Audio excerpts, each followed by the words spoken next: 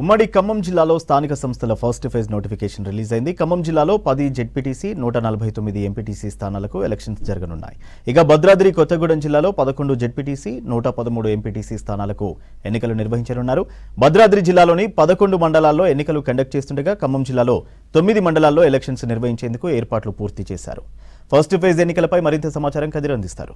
భద్రాద్రి కొత్తగూడెం జిల్లాలో 11 జెడ్పీటీసీ స్థానాలకు 113 ఎంపీటీసీ స్థానాలకు ఎన్నిక నిర్వహించనున్నారు. దాంతోపాటుగా ఖమ్మం జిల్లాలో చూసినట్లయితే 10 జెడ్పీటీసీ స్థానాలకు 149 ఎంపీటీసీ స్థానాలకు ఎన్నికలు నిర్వహించనున్నారు. ఈ నెల 23వ తేదీన మొదటి విడతగా ఈరోజు ఎన్నికలు జరగనున్నాయి. ప్రస్తుతానికి అటు బీఆర్ఎస్ పార్టీ ఇటు కాంగ్రెస్ పార్టీ దాంతోపాటుగా కమ్యూనిస్టు పార్టీలు కూడా లోకల్ బాడీ ఎన్నికల్లో ఎక్కువగా ప్రధానంగా ప్రతిష్టాత్మకంగా తీసుకొని వాళ్ళ పర్ఫార్మెన్స్ కూడా చూపెట్టబోతున్నారు. దీనికి సంబంధించి అధికారులు ఇప్పటికే అన్ని రకాల ఏర్పాట్లను సిద్ధం చేశారు. దాంతోపాటుగా గ్రామ స్థాయిలో పోలీసు వ్యవస్థను కూడా అక్కడ భారీ బందోబస్తును నిర్వహిస్తా ఉన్నారు. ప్రస్తుతానికి 23వ తేదీన జరగబోయే మొదటి విడత భద్రాద్రి కొత్తగూడెం జిల్లాలో 11 జెడ్పీటీసీ స్థానాలు, ఖమ్మం జిల్లాలో 10 జెడ్పీటీసీ స్థానాలకు 23వ తేదీన ఎన్నిక జరుగుతున్న నేపథ్యంలో అధికారులు మొత్తం సర్వం సిద్ధం చేశారు. ఎక్కడికక్కడ అధికారులను అలర్ట్ చేశారు. ఆర్ఓలను దాంతోపాటుగా స్థానికంగా ఉన్న ప్రతి ఒక్క అధికారి అందుబాటులో ఉండే విధంగా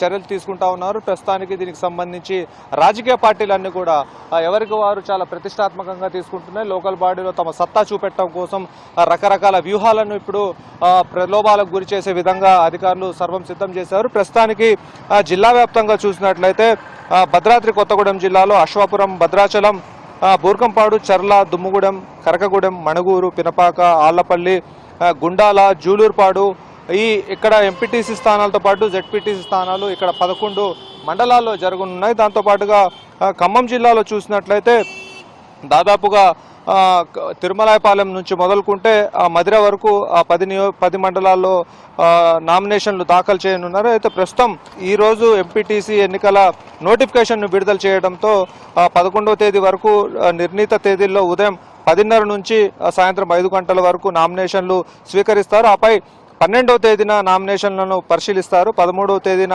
అభ్యర్థుల అప్పీల్ చేసుకునే అవకాశం ఉంది. అధికారులకు అందిన అభ్యంతరాలను 14న పరిష్కరిస్తారు. 15వ తేదీ సాయంత్రం 3 గంటల్లోగా అభ్యర్థుల నామినేషన్ల ఉపసంహరణకు అవకాశం ఉంటుంది. తర్వాత అదే రోజు బరిలో మిగిలిన అభ్యర్థుల జాబితాను కూడా వెల్లడిస్తారు. అయితే ఈ నెల 23న 7 గంటల నుంచి సాయంత్రం 5 గంటల వరకు పోలింగ్ నిర్వహిస్తారు. మొత్తంగా చూస్తే యాక్చువల్గా దాని తర్వాత 27వ తేదీన 2వ విడత పోలింగ్ ఉండబోతుంది. ఆ సమయంలో కూడా మిగతా మండలాల్లో ఎన్నికలను నిర్వహిస్తారు. రేపటి నుంచి అభ్యర్థుల ప్రకటన కానివ్వండి, అక్కడ ఉన్న స్థానిక నాయకులతో సమన్వయం చేసుకుని వాళ్ళని గెలుచుకునే విధంగా వాళ్ళను గెలిచి ఖచ్చితంగా తీరాలి అన్నట్టుగా ఇటు కాంగ్రెస్ పార్టీ ఇటు బీఆర్ఎస్ పార్టీ కృషి చేస్తున్న పరిస్థితి. స్థానిక అభ్యర్థులకు తమ వంతు మద్దతుగా రకరకాల ప్రలోభాలకు ఇప్పుడు మొదలయ్యే అవకాశం అయితే కనిపిస్తూ ఉంది. ఇది మొత్తంగా నోటిఫికేషన్ విడుదలైన తర్వాత గ్రామాల్లో ఉన్న పరిస్థితి. వీడియో జర్నలిస్ట్ హర్షత్తో కదీర్, V6 న్యూస్, ఖమ్మం.